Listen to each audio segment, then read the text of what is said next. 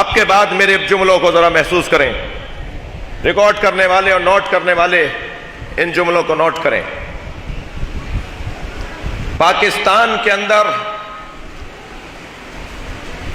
مکتب تشیع اثنا عشریہ فقہ جعفریہ پر عمل کرنے والی قوم کسی بیرونی داخلی مالی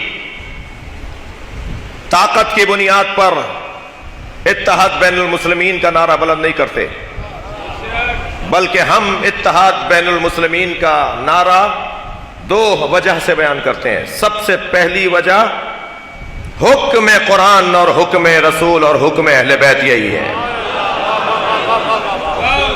ہم دینی فریضہ، ہم قومی فریضہ سمجھتے ہوئے اتحاد بین المسلمین کا نعرہ لگاتے ہیں، اور نعرہ ہی نہیں لگاتے، عمل کرتے ہیں۔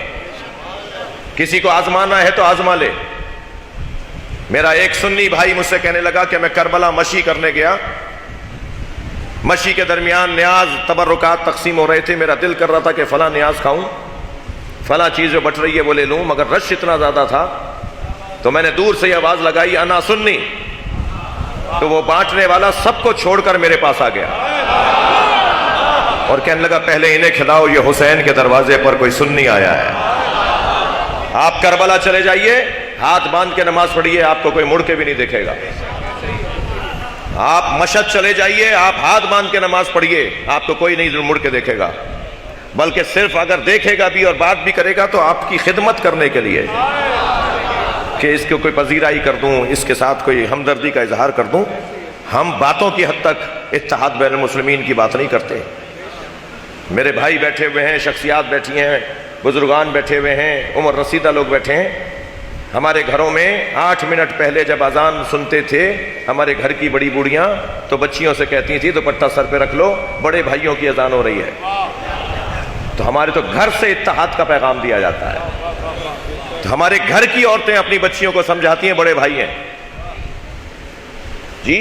لہذا اتحاد اہل سنت کے ساتھ، ہم قرآن، رسول اللہ کی حدیثیں، ائمہ کے فرامین کی روشنی میں اور فقہا کے فتاوی کی روشنی میں ہم اتحاد کے اوپر یقین رکھتے ہیں اور اس کا عملی ثبوت دیتے ہیں۔ مکے میں جاتے ہیں، ان کے پیچھے نماز پڑھتے ہیں۔ یہاں ایئرپورٹس کے اوپر یا کسی اجتماع کے اندر کوئی سنی عالم آگے کھڑا ہو تو ہم ان کے پیچھے نماز پڑھتے ہیں، ہاتھ کھول کے پڑھتے ہیں، سجدگاہ رکھ کے پڑھتے ہیں۔ ایک یہ سبب ہے کہ ہم اتحاد کے اوپر یقین رکھتے ہیں، عقیدہ رکھتے ہیں۔ دوسرا، پیام پاکستان کے نام سے جو پاکستان کی ریاست نے اس ملک کے اندر فرقہ وارانہ ہم آہنگی، مسالک کے درمیان ہم آہنگی اور ادیان و مکاتب اسلامیہ کے درمیان ہم آہنگی ایجاد کرنے کے لیے جو دستاویز تیار کی، وہ آئین پاکستان کے بعد سب سے زیادہ مضبوط دستاویز ہے۔ میرے پاس وہ دستاویز موجود ہے پیام پاکستان کے نام سے۔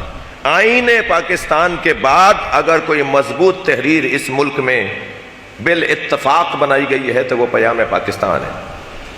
پیام پاکستان میں واضح لکھا ہوا ہے کہ اس ملک میں تکفیریوں کے لیے کوئی جگہ نہیں ہے۔ لبیک یا حسین،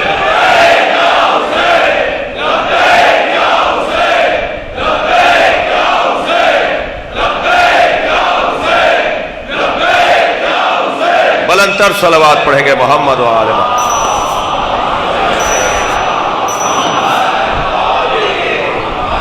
عزیزان گرامی، ہم اس ملک کے اندر دوسروں کو زندہ بھی دیکھنا چاہتے ہیں اور خود بھی زندہ رہنا چاہتے ہیں۔